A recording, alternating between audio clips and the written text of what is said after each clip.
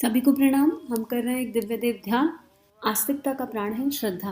आइए हमारे अंतःकरण में भी श्रद्धा का फूल खिल गया है, ऐसा भावना करें, ऐसी ध्यान धारणा करें और इसी श्रद्धा के साथ गायत्री मंत्र के प्रकाश को सर्वत्र फैलता हुआ अनुभव करें। भावना करें कि ये स्वाध्याय हम अनंत लोगों के साथ कर रहे हैं और ये स्वाध्याय अनंत लोगों के जीवन में प्रेम का, श्रद्धा का समावेश कर रहा है। ओम भूर्भुवः स्वः तत्सवितुर्वरेण्यं भर्गो देवस्य धीमहि धियो यो नः प्रचोदयात्। पिछले स्वाध्याय में गुरुदेव ने अपने जीवन का एक बहुत सुंदर दृष्टांत बताया और बताया कि हम तो नास्तिक होने वाले थे, नास्तिक होते होते आस्तिक हो गए। तुलसीदास जी ने उनके रामायण में एक श्लोक में भवानी शंकरो वंदे श्रद्धा विश्वास रूपिणो याम्याम बिना न पश्यन्ति सिद्धा स्वांतस्थमिव ऋषरम, इस श्लोक ने हमें बचा लिया, इसका अर्थ बताया और फिर कहा कि श्रद्धा का चमत्कार था कि 14 वर्ष की उम्र में हमने अपने गुरु को समर्पित कर दिया अपने आप को। और उनके गुरु ने कोई छोटी मोटी बात नहीं कही थी उनसे। क्या कहा था साथियों? 24 साल के 24 महापुरुषचरण पूरे करने के बाद हमारे गुरु ने, मार्गदर्शक भगवान ने हमें हिमालय बुलाया। हमने कहा कि आपने उस दिन जो आदेश हमें दिया था उसका तो हमने पालन किया। उसके बाद हमने आपसे कोई पूछताछ नहीं की। जिस प्रकार आप बतलाते चले गए हमने पालन किया। आज हम आपके पास आ गए हैं, आप आदेश करें। हमारे गुरु ने कहा कि आपने पूछा नहीं और हमने बतलाया नहीं। उन्होंने कहा हमने आपको पहले दिन ही कहा था कि हम आपको देवता बनाना चाहते हैं, हम आपको महान बनाना चाहते हैं, हम आपको इंसान के जीवन तक सीमित नहीं रहने देना चाहते, हम आपको भगवान के दर्जे तक पहुंचाना चाहते थे। वह हमने आपको इन दोनों बनाने का प्रयास किया और आप सफल हो गए। तो जब मनुष्य हम लोग अपने गुरु को समर्पित हो जाएं तो हमारे भीतर के देवत्व का जागरण निश्चित है। लेकिन हम किस हद तक समर्पित हो रहे हैं? गुरुदेव को कोई छोटा काम थोड़ा ना मिला था, हम सभी को पता है। कुछ खाया नहीं गुरुदेव ने 24 साल, इनफैक्ट 27 साल, और उसके बाद भी नहीं खाया। और साधना 6 घंटे रोज की साधना, वो भी 3 शरीर से, तन मन धन से समर्पण के साथ। 3200 किताबों का लेखन, एक एक क्षण का सदुपयोग। गुरुदेव कभी सोए भी नहीं। और जितना कभी कभी गुरुदेव लिखते हैं कि जहाँ मैं सोया हूँ या मैंने समय थोड़ा इधर उधर व्यर्थ किया है तो उसके लिए मैं आप सबसे क्षमा प्रार्थी हूँ। तो कैसा जीवन जिया गुरुदेव ने? देने वाला जीवन, सबको देते चले गए। और कैसे दिया? अपनी बातों से नहीं दिया, अपने जीवन को लेबोरेटरी बना के दिया। सेल्फ के ऊपर एक्सपेरिमेंट करते चले गए। किस आधार पर किया? श्रद्धा के आधार पर। सारा एक्सपेरिमेंट था श्रद्धा किसके प्रति? अपने गुरु के प्रति श्रद्धा। और जब वो श्रद्धा के आधार पर 24 साल बीत गए, कोई छोटा समय है जीवन का 24 साल, इस बीच में कितनी उधेड़ बुनाई होगी। दादा गुरुदेव दोबारा कभी आके भी नहीं मिले और कभी प्रश्न नहीं किया, समर्पण। और बाद में मुस्कुराते हुए दादा गुरुदेव क्या कहते हैं कि तुमने पूछा नहीं तो हमने बताया नहीं। कितनी मजे की बात है। गुरु और शिष्य का संबंध देखो, उसकी मधुरता देखो। लेकिन हमने तुम्हें इतना बताया था कि हम तुम्हें देवता बनाना चाहते हैं और अब तुम देवता बन गए हो, पात्रता विकसित हो गई है, अब तुमने प्रूव कर दिया कि तुम देवता बनने लायक हो। हमने कहा, गुरुदेव आगे लिखते हैं, हमने कहा गुरुदेव आप हमारे पास ही क्यों आए और हमें क्यों परेशान किया?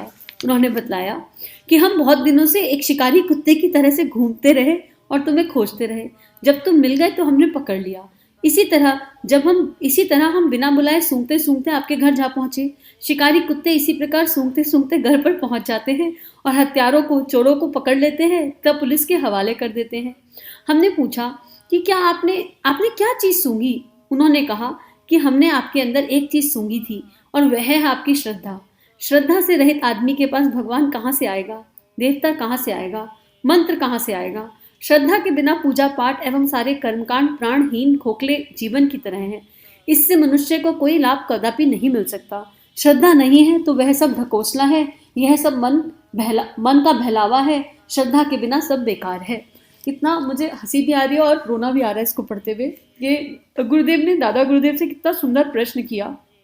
कई बार हम भी कहते हैं ना, अकारण कृपा हो गई, और सच में कृपा अकारण ही है। कई बार ऐसा लगता है कि गुरुदेव ऐसा क्या देख लिया आपने, इतनी कृपा क्यों? क्योंकि अपने ब्लैक डॉट्स तो हम जान रहे होते हैं ना।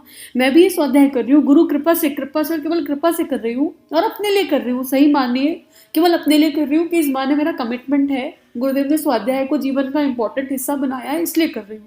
और अगर इससे किसी के जीवन में कोई परिवर्तन आ रहा है तो ये केवल आपका और आपके गुरु का संबंध है। केवल कृपा है और कृपा है, इसके अलावा कुछ नहीं है। तो ये प्रश्न आता था कि आप, और कभी कभी ऐसे खींच भी आ जाती है कि जैसे गुरु रूपी माँ से कभी कह देती हूँ कि क्यों इतना परेशान करते हो, कभी ये कर लो कभी वो कर लो, क्यों परेशान करते हो? नहीं होता, आपको पता है कि नहीं होता, फिर दुख होता है कि कोई काम आप कह रहे हो और वो नहीं हो पाता, तो उसका बहुत दुख होता है, बहुत रोना आता है, बहुत तकलीफ होती है कि मेरे गुरु ने कुछ तो छोटा सा काम कहा और हम वो भी नहीं कर पाए। और ना करने का कारण क्या होता है? आलस। ना करने का कारण क्या होता है? लापरवाही। ना करने का कारण होता है संसार। कोई जेन्युइन रीजन भी हो ना, तब भी इंसान अपने आप को संभाल ले, लेकिन रीजन क्या होते हैं? विकार, शरीर भाव के। तो कई बार ये भाव आता है मन में कि इतने विकार है, इतनी गंदगी अंदर अभी भी भरी हुई है, आपके इतना समझाने के बाद भी फिर आप क्यों बार बार यहीं आते हो? और जैसे ऐसा लग रहा है कि मानो गुरुदेव उसी का आंसर दे रहे हो कि श्रद्धा, तुम्हारी श्रद्धा खींच के ले आती है। तो यहाँ मैं गर्व से कहूंगी कि पता नहीं कौन से जन्म का पुण्य है कि बचपन से श्रद्धा थी। बचपन से श्रद्धा, और कैसी श्रद्धा थी? बाल श्रद्धा थी। भगवान से बात करने की आदत थी बहुत छोटी सी एज से। क्यों बात कर रहे हो, किससे बात कर रहे हैं नहीं पता, बस बात करते थे। और ऐसे बात करती थी जैसे वो सामने बैठे हो। पहले शिव जी से मन जुड़ा तो शिव जी से बात कर ली, फिर माँ वैष्णो देवी से मन जुड़ा तो वैष्णो देवी जी से बात कर ली, फिर गायत्री माता से दोस्ती हो गई। ऐसे भगवान बदलते रहे, लेकिन उनसे बात करते रहे। उत्तर चाहिए नहीं था, बस बात कर रहे हैं। बोलने की आदत थी ना, और वो आज भी है। तो उस बोलने की आदत को संसार पे या लोगों के साथ बात करने की जगह भगवान के साथ बात करने लगी। और उसमें क्या होता है ना, आपकी सच पूछो तो आपकी ईगो भी मैनिफेस्ट होती है। कोई पलट के कोई जवाब देने वाला तो है नहीं, बस भगवान से आप लड़ रहे हो, भगवान से बात करो, भगवान से सुन रहे हो, भगवान के साथ जो भी चल रहा है भगवान के साथ चल रहा है। तो यानी वहां कोई था ना उस समय, उस बाल मन के लिए भी कोई तो था। उसे लग रहा था कि कोई सुन रहा है, चाहे वो कोरे आकाश में बात कर रहा हो, उसे लग रहा था कोई सुन रहा है। तो शायद ये कृपा हो गई कि शायद वो वाली एक भाव जो है गुरुदेव ने देख ली होगी। पता नहीं क्या देखा, अभी तो ऐसा लगता है अकारण कृपा है, अकारण कृपा है।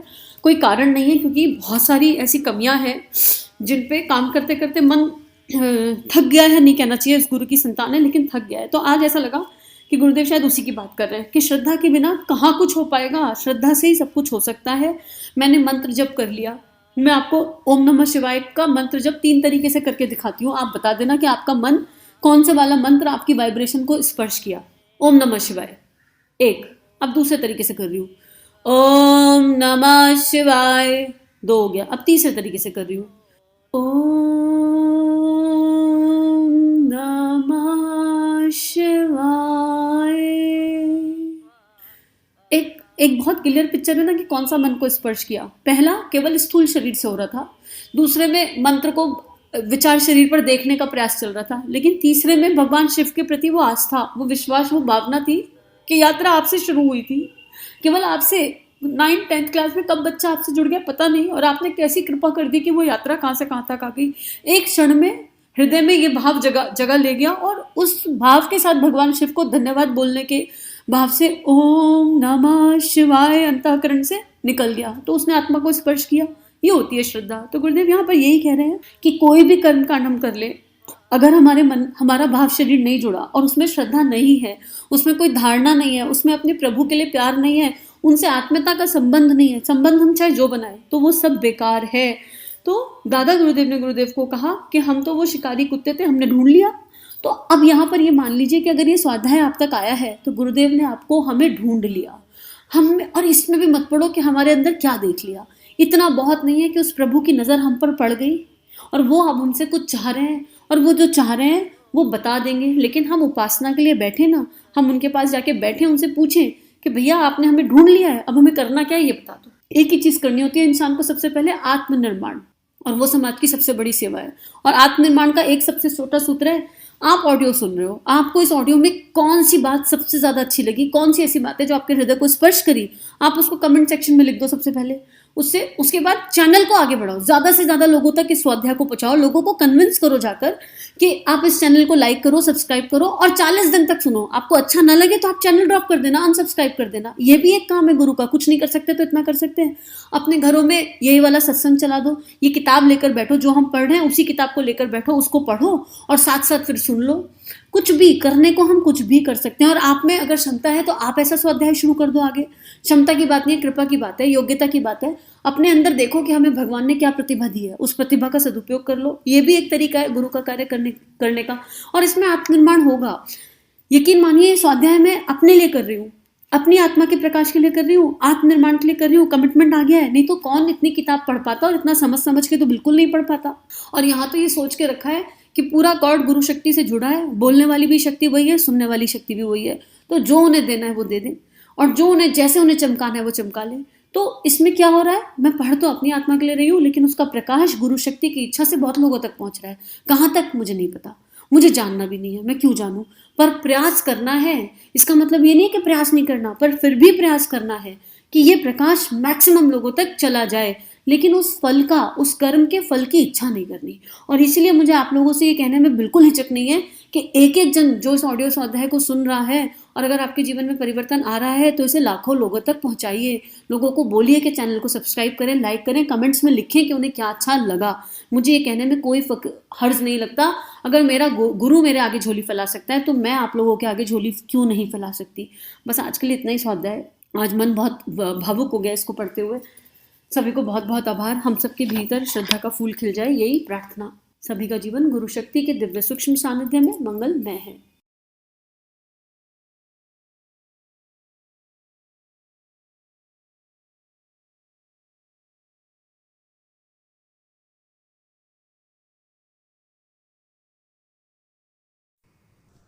हमारे YouTube चैनल को सब्सक्राइब कीजिए और बेल आइकन पर क्लिक कीजिए ताकि आने वाली सभी वीडियो की नोटिफिकेशन आपको मिलती रहे। आप सभी को बहुत बहुत थैंक यू।